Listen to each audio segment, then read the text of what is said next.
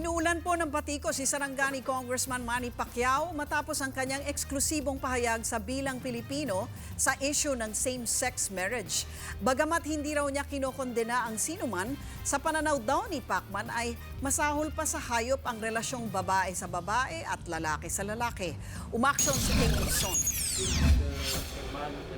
Bilang bahagi ng election coverage ng TV5 na Bilang Pilipino, tinanong ang ilang senatorial candidate tungkol sa kanilang pananaw sa same-sex marriage.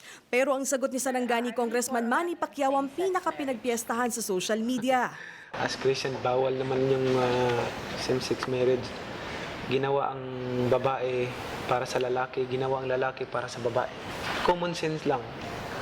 Makakita ka ba ng any animals na lalaki sa lalaki o babae sa babae?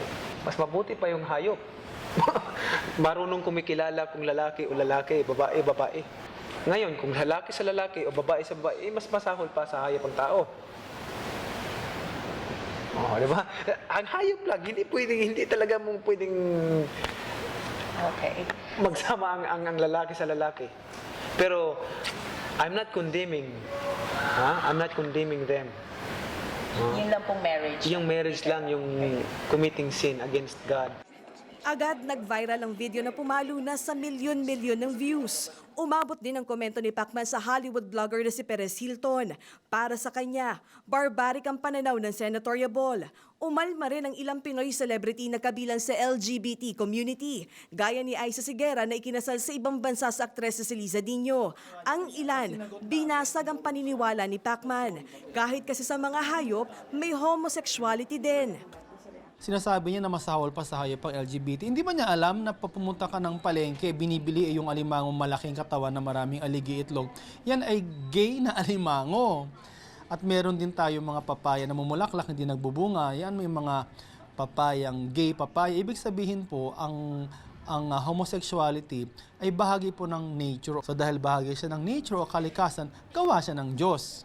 So lang yung karapatan mo magsabing masahol pa sa hayop ito, di parang niyurakan mo rin ng Diyos na pinagmamalaki mo, sinusunod mo na ngayon. Pero may ilan ding pumuri kay Pacman dahil ang nilalaman daw ng Biblia ay hindi pwedeng pagbali-balik ta rin. Ang Catholic Bishops' Conference of the Philippines sumanga sa tapang ng paninindigan ni Pacman.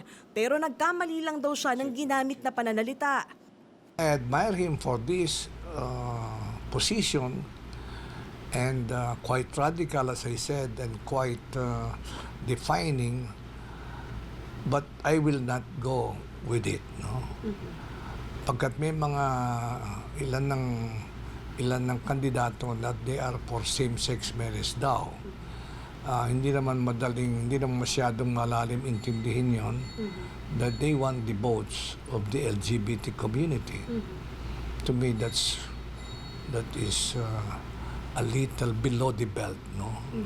They are using the LGBT instead of respecting them as human persons. Ayon naman sa Public Information Officer ni Pacquiao, taken out of context ang pahayag dahil hindi umano na-ere ang buong interview. Sa kanyang post sa social media, nilinaw ni Pacman na hindi niya kinokondena ang sinuman. Gusto lang daw niyang sundin ang utos ng Diyos at ipinapahayag lang niya kung ano ang nilalaman ng Biblia. Umaaksyon, Kay Imson, News 5. Be sure to come back. Use 5 everywhere. Copyright 2016.